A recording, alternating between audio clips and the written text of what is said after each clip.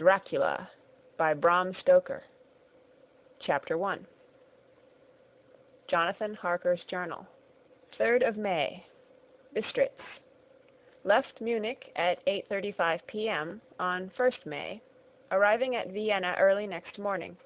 Should have arrived at 6:46, but train was an hour late. Budapest seems a wonderful place from the glimpse which I got of it from the train and the little I could walk through the streets. I feared to go very far from the station, as we had arrived late and would start as near the correct time as possible. The impression I had was that we were leaving the west and entering the east. The most western of splendid bridges over the Danube, which is here of noble width and depth, took us among the traditions of Turkish rule. We left in pretty good time, and came after nightfall to Klausenburg. Here I stopped for the night at the Hotel Royal. I had for dinner, or rather supper, a chicken done up some way with red pepper, which was very good but thirsty. Memorandum: get recipe for Mina. I asked the waiter, and he said it was called paprika Händel, and that, as it was a national dish, I should be able to get it anywhere along the Carpathians. I found my smattering of German very useful here. Indeed, I don't know how I should be able to get on without it.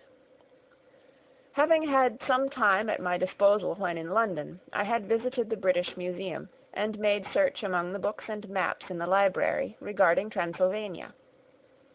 It had struck me that some foreknowledge of the country could hardly fail to have some importance in dealing with a nobleman of that country. I find that the district he named is in the extreme east of the country, just on the borders of 3 states, Transylvania, Moldavia, and Bukovina, in the midst of the Carpathian Mountains, one of the wildest and least known portions of Europe. I was not able to light on any map or work giving the exact locality of the Castle Dracula, as there are no maps of this country as yet to compare with our own Ordnance Survey maps, but I found that Bistritz, the post town named by Count Dracula, is a fairly well-known place. I shall enter here some of my notes, as they may refresh my memory when I talk over my travels with Mina. In the population of Transylvania there are 4 distinct nationalities: Saxons in the south, and mixed with them the Wallachs, who are the descendants of the Dacians, Magyars in the west, and Szekelyes in the east and north. I am going among the latter, who claim to be descended from Attila and the Huns. This may be so, for when the Magyars conquered the country in the 11th century, they found the Huns settled in it. I read that every known superstition in the world is gathered into the horseshoe of the Carpathians, as if it were the center of some sort of imaginative whirlpool. If so, my stay may be very interesting. Memorandum: I must ask the Count all about them. I did not sleep well, though my bed was comfortable enough, for I had all sorts of queer dreams. There was a dog howling all night under my window, which may have had something to do with it, or it may have been the paprika, for I had to drink up all the water in my carafe, and was still thirsty. Towards morning I slept, and was wakened by the continuous knocking at my door, so I guess I must have been sleeping soundly then. I had for breakfast more paprika, and a sort of porridge of maize flour, which they said was mamaliga, and eggplant stuffed with forcemeat, a very excellent dish, which they call impletata. Memorandum: get recipe for this also. I had to hurry breakfast, for the train started a little before 8, or rather it ought to have done so, for after rushing to the station at 7:30, I had to sit in the carriage for more than an hour before we began to move. It seems to me that the further east you go, the more unpunctual are the trains. What ought they to be in China? All day long we seemed to dawdle through a country which was full of beauty of every kind. Sometimes we saw little towns or castles on the top of steep hills, such as we see in old missals. Sometimes we ran by rivers and streams, which seemed from the wide stony margin on each side of them to be subject to great floods. It takes a lot of water, and running strong to sweep the outside edge of a river clear. At every station there were groups of people, sometimes crowds, and in all sorts of attire. Some of them were just like the peasants at home, or those I saw coming through France and Germany, with short jackets and round hats and homemade trousers, but others were very picturesque. The women looked pretty, except when you got near them, but they were very clumsy about the waist. They had all full white sleeves of some kind or other, and most of them had big belts with a lot of strips of something fluttering from them, like the dresses in a ballet, but of course there were petticoats under them.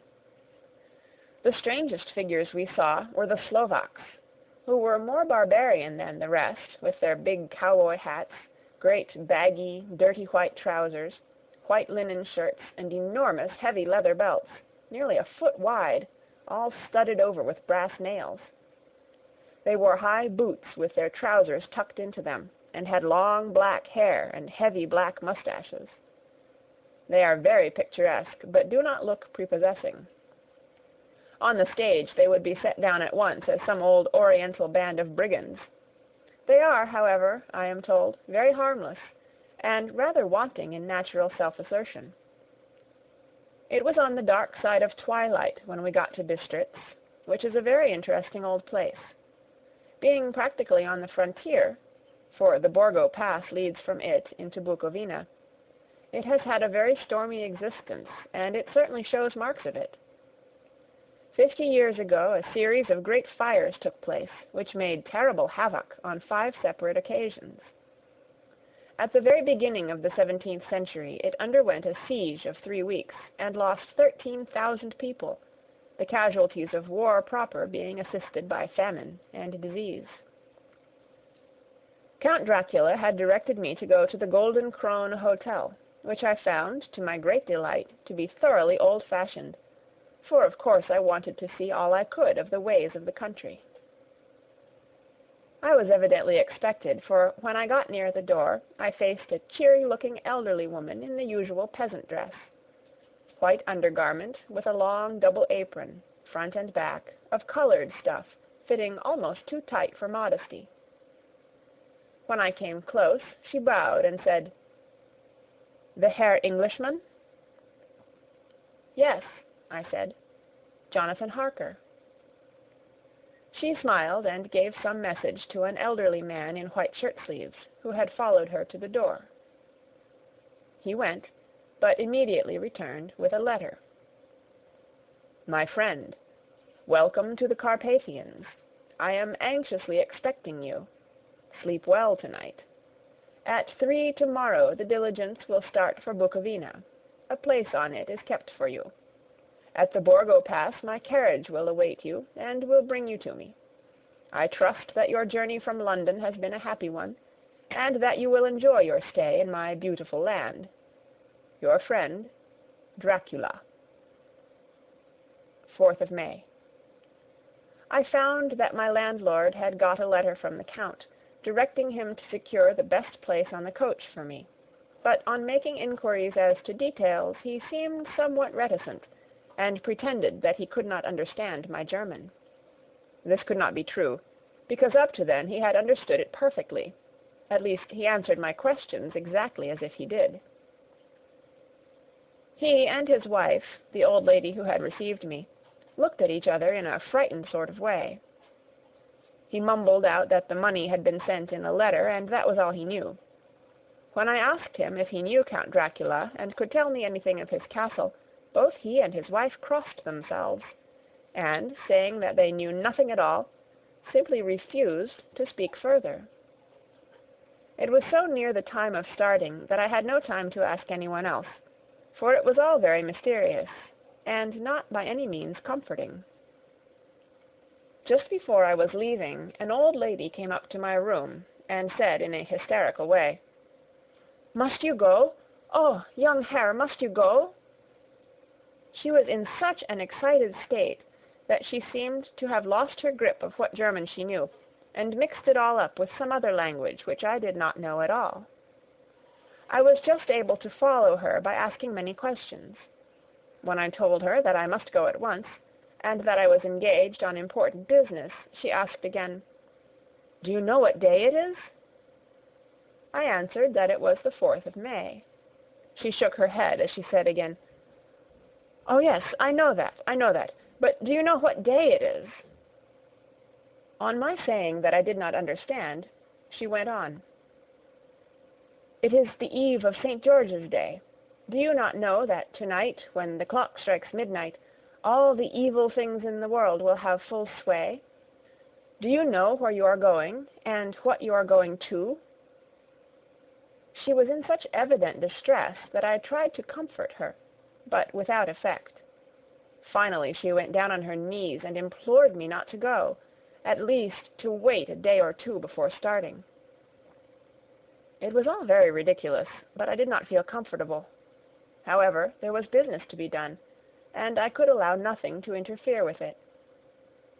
I tried to raise her up, and said as gravely as I could that I thanked her, but my duty was imperative, and that I must go. She then rose and dried her eyes, and taking a crucifix from her neck, offered it to me. I did not know what to do, for, as an English churchman, I have been taught to regard such things as in some measure idolatrous, and yet it seemed so ungracious to refuse an old lady meaning so well, and in such a state of mind. She saw, I suppose, the doubt in my face, for she put the rosary round my neck and said, "For your mother's sake," and went out of the room. I am writing up this part of the diary whilst I am waiting for the coach, which is, of course, late, and the crucifix is still round my neck. Whether it is the old lady's fear, or the many ghostly traditions of this place, or the crucifix itself, I do not know, but I am not feeling nearly as easy in my mind as usual. If this book should ever reach Mina before I do, let it bring my goodbye. Here comes the coach. 5th of May. The Castle. The gray of the morning has passed, and the sun is high over the distant horizon, which seems jagged, whether with trees or hills I know not, for it is so far off that big things and little are mixed. I am not sleepy, and, as I am not to be called till I awake, naturally I write till sleep comes. There are many odd things to put down, and, lest who reads them may fancy that I dined too well before I left Bistritz, let me put down my dinner exactly. I dined on what they called robber steak, bits of bacon, onion, and beef, seasoned with red pepper and strung on sticks, and roasted over the fire in simple style of the London cat's meat. The wine was golden mediash, which produces a queer sting on the tongue, which is, however, not disagreeable. I had only a couple of glasses of this, and nothing else.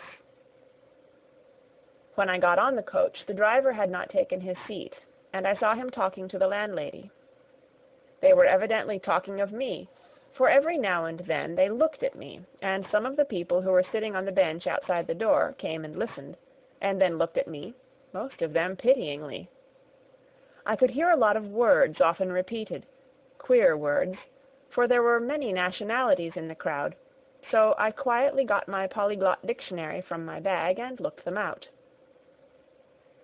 I must say they were not cheering to me, for amongst them were Ordog, Satan, Pokol, Hell, Stregoica, Witch, Vrolak, and Vrukoslak. Both mean the same thing, one being Slovak and the other Servian for something that is either werewolf or vampire.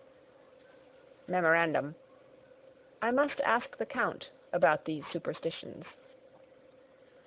When we started, the crowd round the inn door, which had by this time swelled to a considerable size, all made the sign of the cross, and pointed 2 fingers towards me. With some difficulty I got a fellow passenger to tell me what they meant. He would not answer at first, but on learning that I was English, he explained that it was a charm, or guard, against the evil eye. This was not very pleasant for me, just starting for an unknown place to meet an unknown man, but everyone seemed so kind-hearted, and so sorrowful, and so sympathetic, that I could not but be touched. I shall never forget the last glimpse which I had of the inn yard, and its crowd of picturesque figures, all crossing themselves, as they stood round the wide archway, with its background of rich foliage of oleander and orange trees in green tubs clustered in the center of the yard.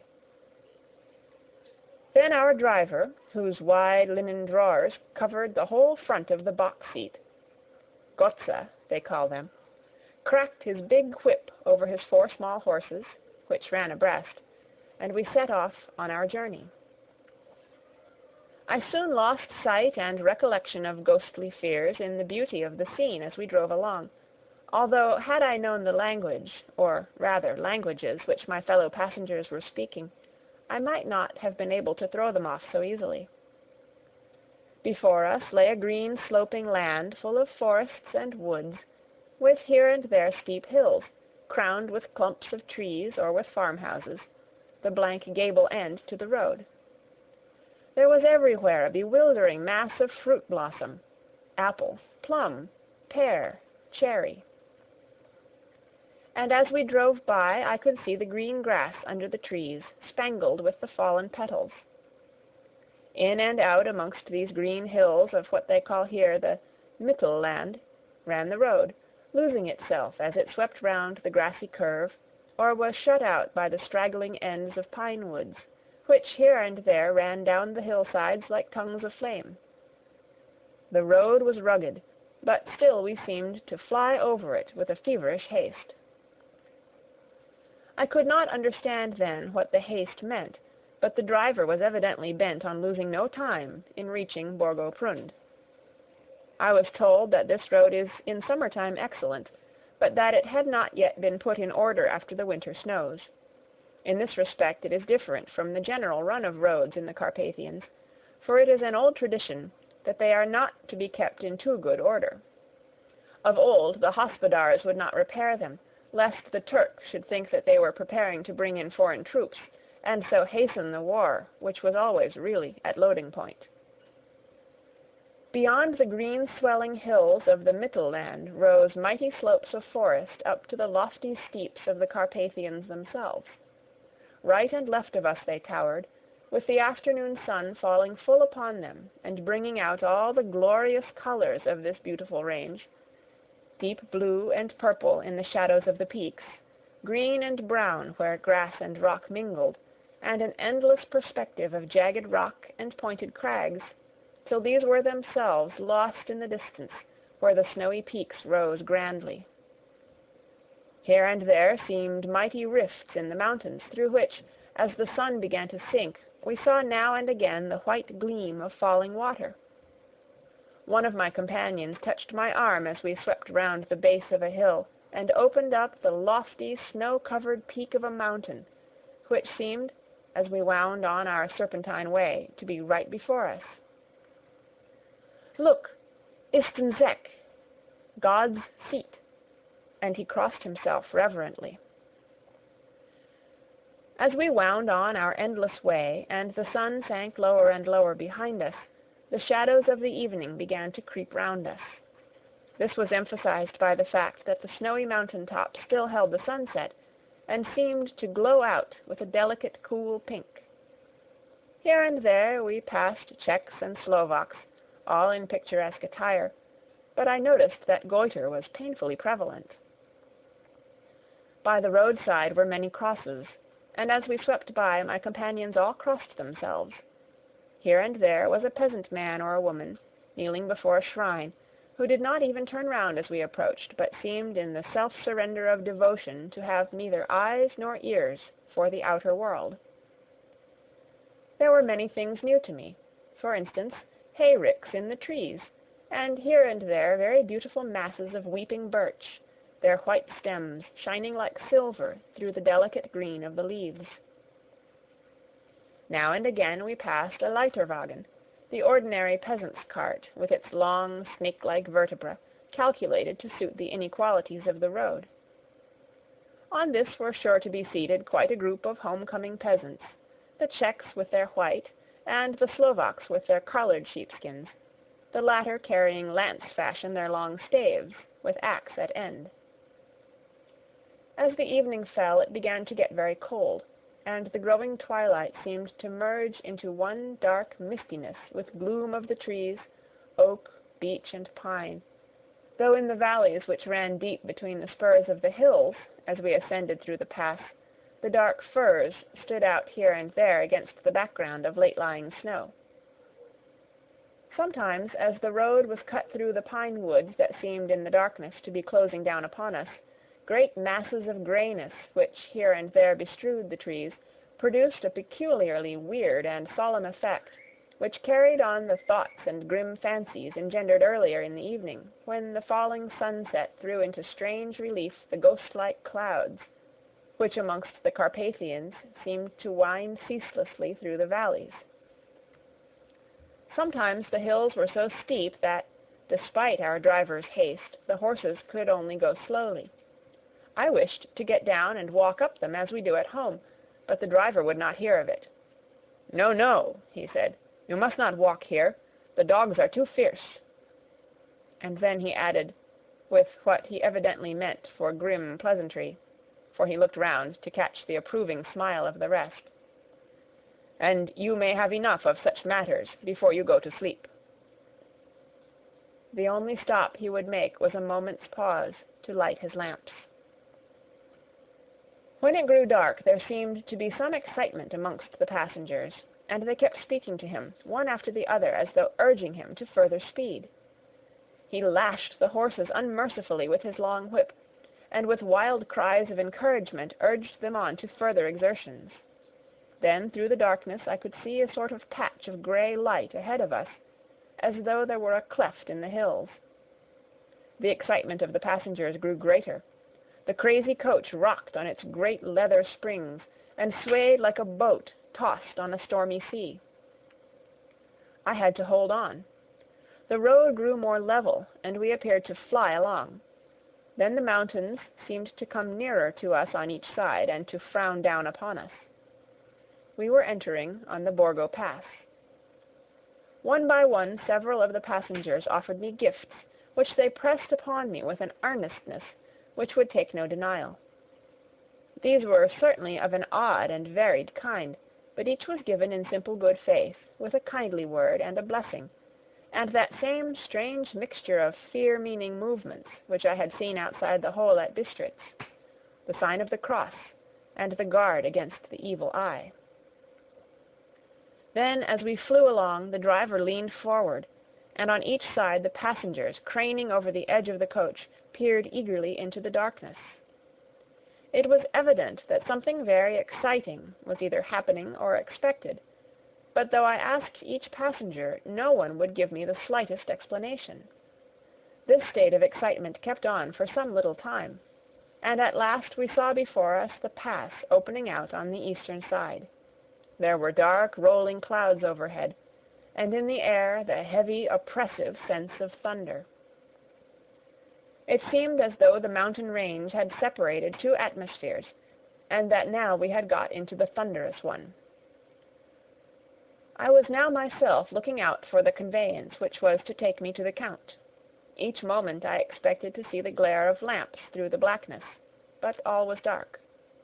The only light was the flickering rays of our own lamps, in which the steam from our hard-driven horses rose in a white cloud. We could see now the sandy road lying white before us, but there was on it no sign of a vehicle. The passengers drew back with a sigh of gladness, which seemed to mock my own disappointment. I was already thinking what I had best do, when the driver, looking at his watch, said to the others something which I could hardly hear. It was spoken so quietly, and in so low a tone. I thought it was, "An hour less than the time." Then, turning to me, he spoke in German worse than my own. "There is no carriage here. The Herr is not expected after all. He will now come on to Bukovina, and return tomorrow, or the next day, better the next day." Whilst he was speaking, the horses began to neigh and snort and plunge wildly, so that the driver had to hold them up. Then, amongst a chorus of screams from the peasants, and a universal crossing of themselves, a calèche, with 4 horses, drove up behind us, overtook us, and drew up beside the coach. I could see from the flash of our lamps as the rays fell on them that the horses were coal-black and splendid animals. They were driven by a tall man, with a long brown beard and a great black hat, which seemed to hide his face from us. I could only see the gleam of a pair of very bright eyes, which seemed red in the lamplight, as he turned to us. He said to the driver, "You are early tonight, my friend." The man stammered in reply, "The English Herr was in a hurry." To which the stranger replied, "That is why, I suppose, you wished him to go on to Bukovina. You cannot deceive me, my friend. I know too much, and my horses are swift." As he spoke, he smiled, and the lamplight fell on a hard-looking mouth, with very red lips and sharp-looking teeth, as white as ivory. One of my companions whispered to another the line from Burger's Lenore, "Denn die Toten reiten schnell," for the dead travel fast. The strange driver evidently heard the words, for he looked up with a gleaming smile. The passenger turned his face away, at the same time putting out his 2 fingers and crossing himself. "Give me the Herr's luggage," said the driver, and with exceeding alacrity my bags were handed out and put in the calèche. Then I descended from the side of the coach, as the calèche was close alongside, the driver helping me with a hand which caught my arm in a grip of steel.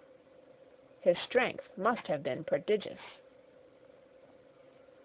Without a word he shook the reins, the horses turned, and we swept into the darkness of the pass.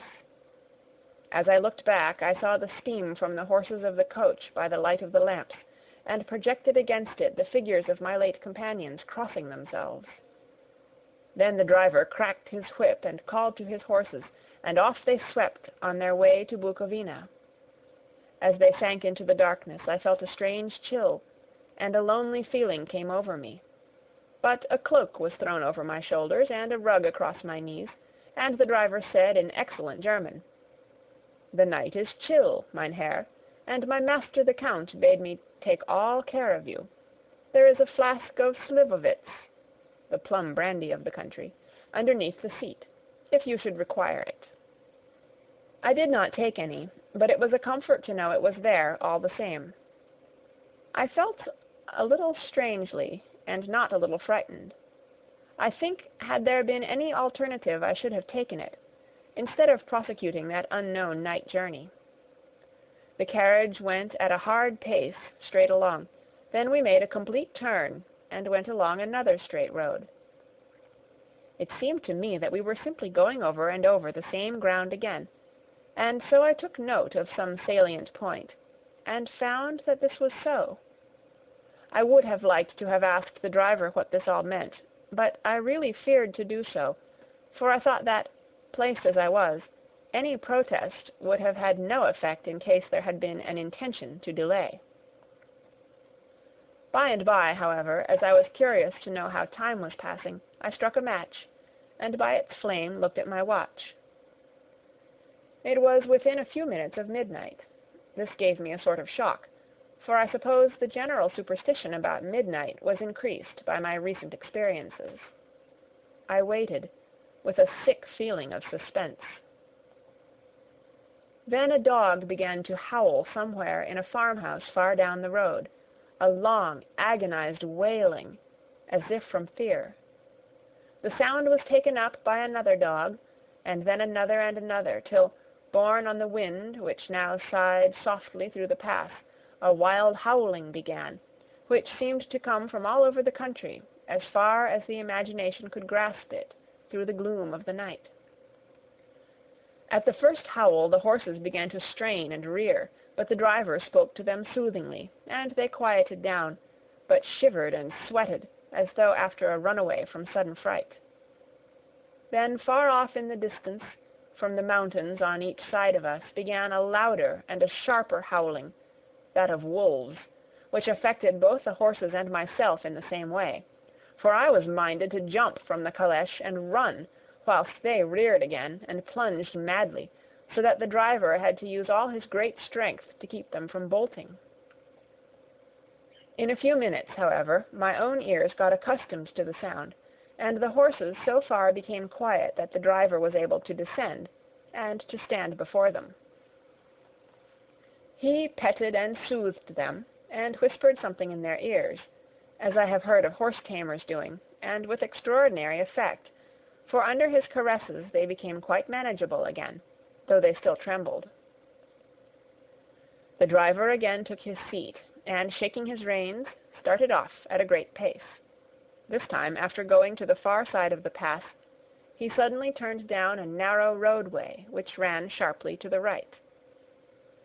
Soon we were hemmed in with trees, which in places arched right over the roadway till we passed as through a tunnel. And again great frowning rocks guarded us boldly on either side. Though we were in shelter, we could hear the rising wind, for it moaned and whistled through the rocks, and the branches of the trees crashed together as we swept along. It grew colder and colder still, and fine, powdery snow began to fall, so that soon we and all around us were covered with a white blanket. The keen wind still carried the howling of the dogs, though this grew fainter as we went on our way. The baying of the wolves sounded nearer and nearer, as though they were closing round on us from every side. I grew dreadfully afraid, and the horses shared my fear. The driver, however, was not in the least disturbed. He kept turning his head to left and right, but I could not see anything through the darkness. Suddenly, away on our left, I saw a faint, flickering blue flame. The driver saw it at the same moment. He at once checked the horses, and, jumping to the ground, disappeared into the darkness. I did not know what to do, the less as the howling of the wolves grew closer, but while I wondered, the driver suddenly reappeared again, and without a word took his seat, and we resumed our journey. I think I must have fallen asleep and kept dreaming of the incident, for it seemed to be repeated endlessly, and now looking back, it is like a sort of awful nightmare. Once the flame appeared so near the road that even in the darkness around us I could watch the driver's motions. He went rapidly to where the blue flame arose. It must have been very faint, for it did not seem to illumine the place around it at all, and, gathering a few stones, formed them into some device. Once there appeared a strange optical effect. When he stood between me and the flame, he did not obstruct it, for I could see its ghostly flicker all the same. This startled me, but as the effect was only momentary, I took it that my eyes deceived me, straining through the darkness. Then for a time there were no blue flames, and we sped onwards through the gloom, with the howling of the wolves around us, as though they were following in a moving circle. At last there came a time when the driver went further afield than he had yet gone, and during his absence the horses began to tremble worse than ever, and to snort and scream with fright. I could not see any cause for it, for the howling of the wolves had ceased altogether. But just then the moon, sailing through the black clouds, appeared behind the jagged crest of a beetling, pine-clad rock, and by its light I saw around us a ring of wolves, with white teeth and lolling red tongues, with long, sinewy limbs and shaggy hair.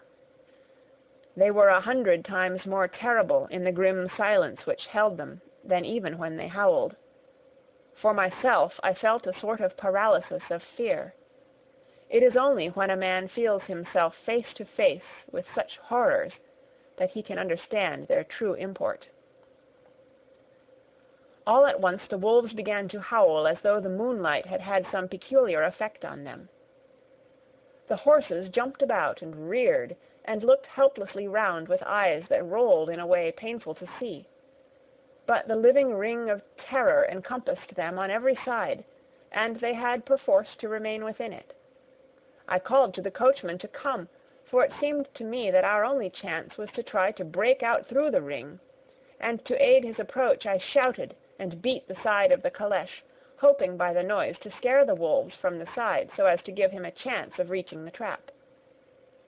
How he came there I know not, but I heard his voice raised in a tone of imperious command, and, looking towards the sound, saw him stand in the roadway.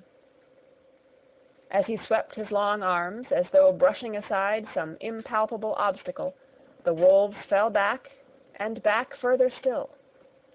Just then a heavy cloud passed across the face of the moon, so that we were again in darkness. When I could see again, the driver was climbing into the caleche, and the wolves disappeared. This was all so strange and uncanny that a dreadful fear came upon me, and I was afraid to speak or move. The time seemed interminable as we swept on our way, now in almost complete darkness, for the rolling clouds obscured the moon.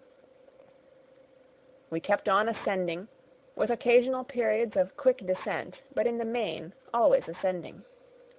Suddenly I became conscious of the fact that the driver was in the act of pulling up the horses in the courtyard of a vast ruined castle, from whose tall black windows came no ray of light, and whose broken battlements showed a jagged line against the sky.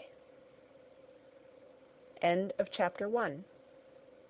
Recorded on November 2nd, 2005, in Oceanside, California.